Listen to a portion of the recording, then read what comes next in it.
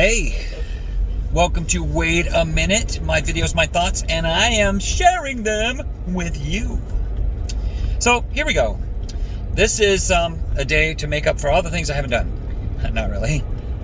I've been very, very, very motivated today, to the point of everybody thinks I'm doing speed or something. I don't know, shoot something. I said shoot something, not shooting something. Anyways, yeah. You should see me. I'm motivated. Wow. Anybody who knows me knows that that's a big deal for me because I don't get motivated very easily these days. But anyways, I was up early this morning feeling depressed. And, I'm not going to say that I'm happy as in ecstatic all the time. I'm happy as in, I got it good. I love my family, I got all these things. And there's a video that's coming out that's supposed to be out yesterday. Sorry, I'm behind. That's okay. I'll just post this one tomorrow. Okay. Anyway, so yes.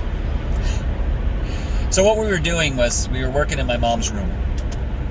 And the reason why we were working in there is because, well, one thing is my dad's getting sick of all the crap that's in there.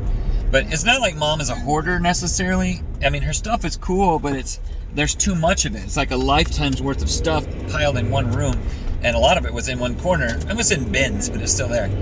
And thank God for that shrink wrap stuff, those bags that you should. Wow, that's awesome. Vacuum bags or whatever you call them, vacuum seal, whatever.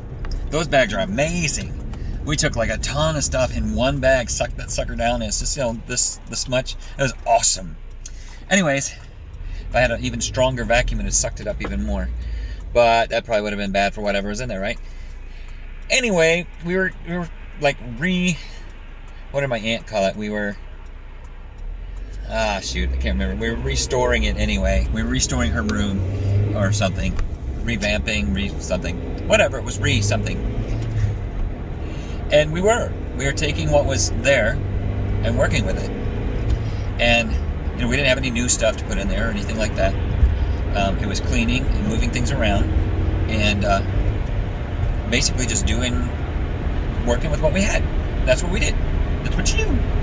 So the cool thing was, we looked in the room and I was just talking to my aunt and I said, I'd really like to do that in there someday. And she's like, how about now? And I'm like, well, because I don't get motivated very fast, it's very easy.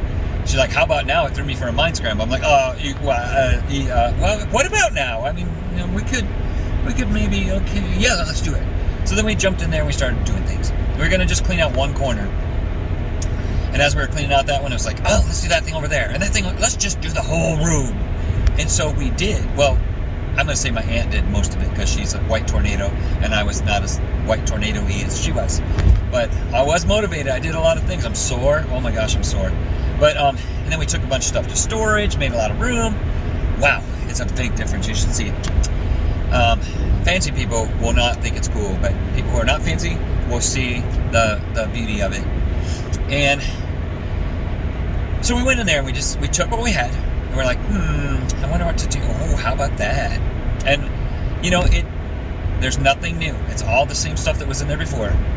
Except we cleaned, we took some stuff out, we rearranged some stuff, we put pictures on the wall that were in a storage bin, and suddenly her room it's the room, and it's nice, and it's pretty cool. I live in there, and so we're happy about it, and here's the point. We took what was there. We didn't say, no, Mom, you clean up this, that, and the other thing, and we'll clean it up after that. Once you get that done, we'll do the rest. We didn't say that. We didn't tell my dad, hey, get in there and get this, then move this, and do that thing, and we'll do the rest. We didn't say that. You don't say that. So we didn't. And we just went in there and worked with what we had. I know I said that a bunch of times, but I want you to hear it. We went in there and worked with what we had. So anyway, there's a lot of changes, though. A lot of changes. Because change can be good. It's also painful, but it can be good. Anyway, I'm saying this to say this. And I say this all the time, but I mean it because I don't want anyone to cut themselves out of something because of the word I use or whatever.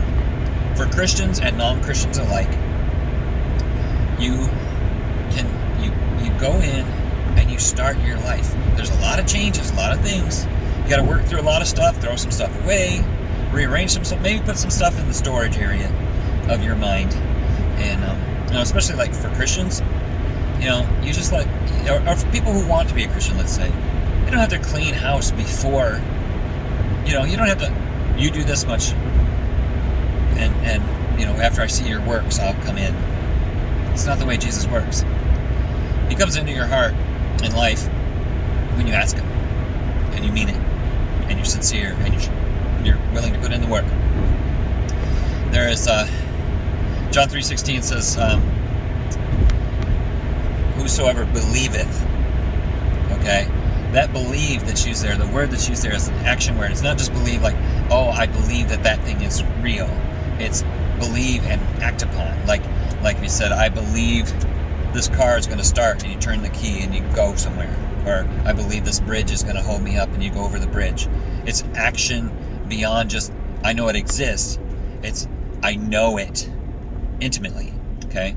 So, if you believe on him, knowing him intimately, you ask him in your heart, and you're willing to do the work, he doesn't expect you to be all cleaned up and ready to go. He comes in and does it with you, works with you. There's a lot of things that are still in my life after all these years of being a Christian, almost 50 years. I still have things in my life that even now I can kind of look at it and go, that needs to go. That, and that. And I need to move that around. I need to do that differently. And that, that's got to go in storage because I don't know how to deal with it right now. And that's the way God works. There's things that we are not ready to deal with right at the moment. There's things that, it's put on hold for a later day. There's things, even though God can save you and make you, you're done with that stuff. I've seen that happen. I've seen people who are on drugs just give their hearts to God, and suddenly, boom, they don't do drugs anymore. It's amazing. I've seen people quit smoking that way too. But I'm just saying, and that was all, on their own between them and God, and it was beautiful. So I'm just saying that we have a God who's willing to take us where we're at, just like we are, and then work from there with what we have. And when you're not a Christian, there's still a thing there. There's still a thing. You take what you have and you go from there. You don't have to, you don't have to say, well, when I get done with this, and this, then I'm gonna act right. No, just take it as it comes. Take it as it comes. Sometimes it's you got a lot of stuff to work through. We had so much stuff to work through that we had to shovel it into bags almost. There was so much stuff, and stuff you don't want to throw away, but stuff that we need to save for a later day. So we put it in storage. And I know some people hate that because it's like a hoarding thing, but it's not in this case. And I'll explain that at some point. I'll just explain it right now. There's a lot of things in there that my mom would not want to let go. So we're putting it in storage. But if at a later date, she doesn't care whether she got it back or not, then we'll get rid of it. Right now, it's just kind of like weaning it away from her. You know what I mean? Because she hangs on to stuff really hard, and I understand that. I don't want to take away things that mean a lot to her. But there's a lot of things that mean a lot to her that are really nothing. That's a piece of paper that I found on the floor that day that I was talking to that person about that one thing. And pretty soon, everything's sentimental. We can't have that because there's not enough room in the world for all that stuff. I'm the same way. I'm not going to say I don't. I'm not. I've been cleaning out my closet for days and days and days, weeks and weeks and weeks, and it's still got a lot of stuff in there because there's a lot of stuff I just am not ready to give up. Anyway, so, guys, Christian, non-Christian, someone who wants to be a Christian, all of those people, which is everybody, you can start where you're at with what you have to work with. Start right there. And if later on things need to be added or taken away or whatever, just start. Start where you're at. And like I said, Christianity, if you want to be a Christian, you want to know God, you do that believeth on him.